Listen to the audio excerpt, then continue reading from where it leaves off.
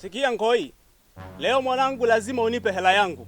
Kila siku nakudai, alafu wewe kwenye simu nikitafuta unasema hauna hela. Kwa nini? Samahani ndugu yangu Ngosha. Bwana, nilipata vipengele ndio maana nimechelewesha kukulipa hela yako. Naomba nivumilie hata siku 2 tu mwanangu. Mimi nitaweka kila kitu sawa. Hapana, sikubali hiyo. Sasa wewe kila siku kwenye simu nikikupigia una maashida. Halafu tena na sasa hivi nikikuona una maashida. Sasa wewe maashida hayaishi. Ngosha, tatizo lenyu Wasukuma ni wabishi sasa. Nimeshakwambia mimi nitakupa hela yako. Kwani nimekataa sikulipe hela yako? Nitakupa hela yako rafiki yangu. Wewe nivumilie siku 2 tu alafu mimi nitakupa hela yako. Toho.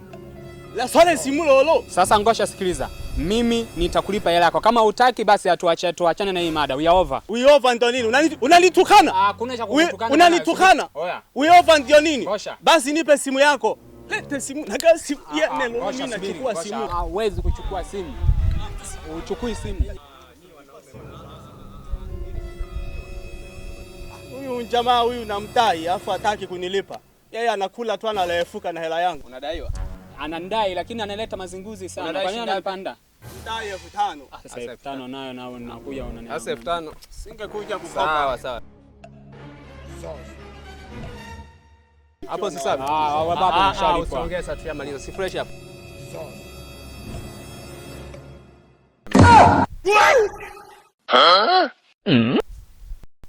Ya cha. Imeenda.